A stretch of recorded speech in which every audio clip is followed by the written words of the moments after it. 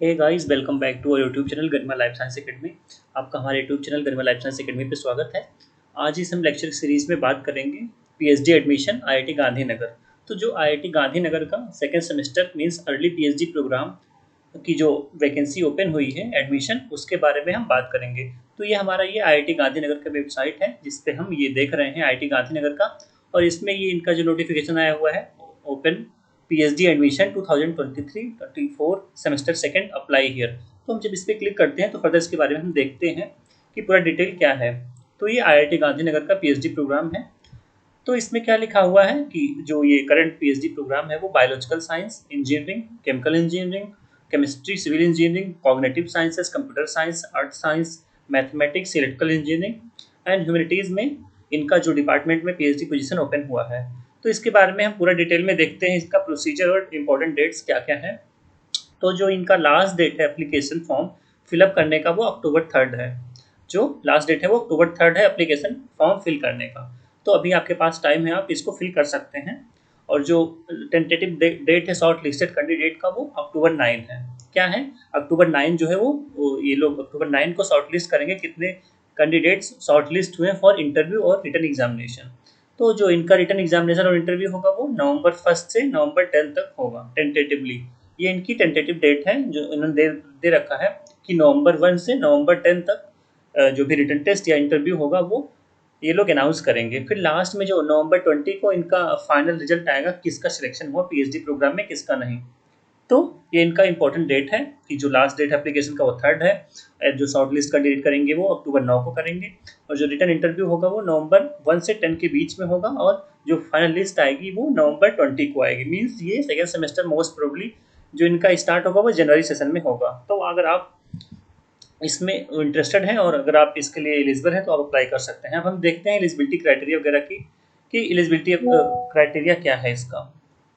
तो इधर दिया हुआ है कि एलिजिबिलिटी क्राइटेरिया में एटलीस्ट 50% और 5.5 CPI marks in MTech, BTech और बीएस आईएससी आइसर और बीएस एमएस आइसर से अगर है या इक्विवेलेंट डिग्री है तो आप अप्लाई कर सकते हैं। मीन्स अगर आपका एमटेक, बीटेक किसी भी आईआईटी एनआईटी से है और आईएससी से है, आइसर से है, और आपका 55% मार्क्स और 5.5 सीपीआई है, तो आप इसके लिए अप्लाई कर सकते हैं।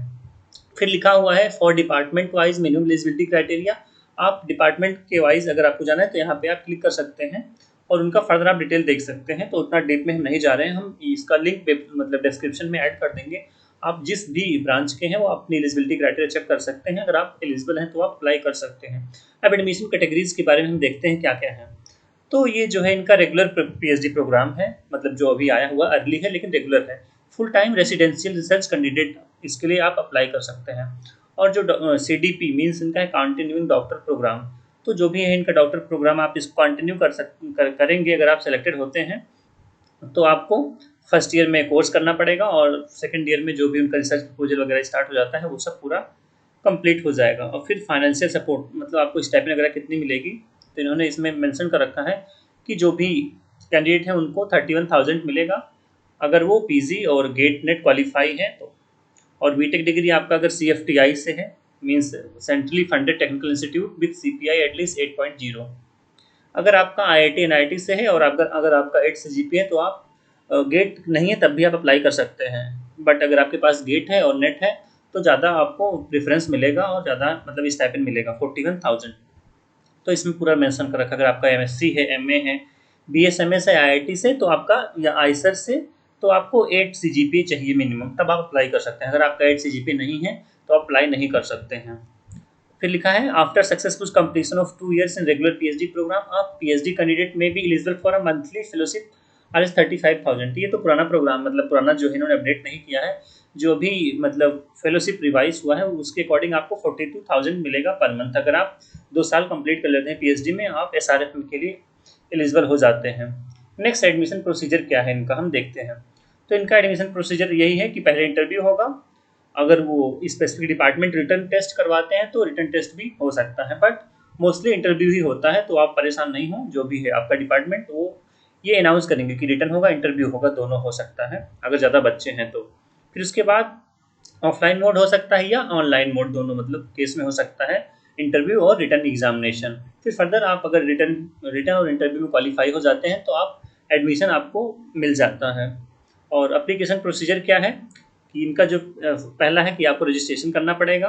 एप्लीकेशन जो फीस है इनकी वो 150 है फॉर SC ST और 300 है OBC और EWS के लिए। बट इसमें क्या लिखा है, you need not send the hard copy application form. तो जो आप फिल करेंगे एप्लीकेशन फॉर्म उसको आपको हार्ड कॉपी नहीं भेजना है IIT गांधीनगर को, मीन्स ऑनलाइन पूरा प्रोसीजर है। जो एप्लीकेशन डेडलाइन है वो October 3 है।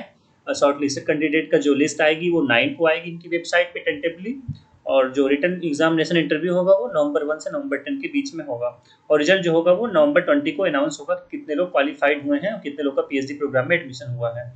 जो फोकस एरिया इनका है उसके बारे में देख लेते हैं कि इनका department biological science engineering, chemical science, chemistry, civil, cognitive sciences, computer science, art science, electrical engineering, humanities, mechanical engineering, material engineering, mathematics and physics. तो बहुत सारे डिपार्टमेंट हैं जिसमें ये अपना PhD प्रोग्राम और रिसर्च एरिया में इनका ये PhD करवाते हैं। तो अगर आपका किसी फील्ड में है इंटरेस्ट तो आप फर्दर विजिट कर सकते हैं और आप देख सकते हैं।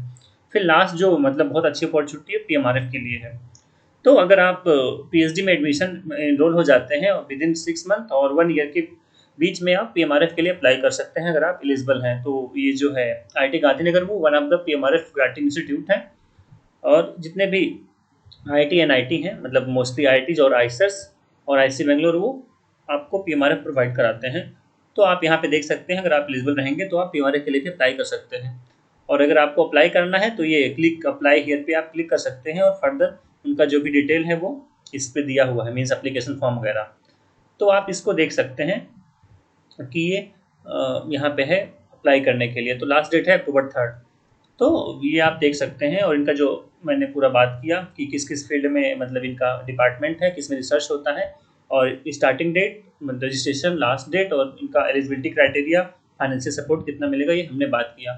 तो आई होप ये इन्फॉर्मेशन जान करके आपको अच्छा लगा हुआ होगा।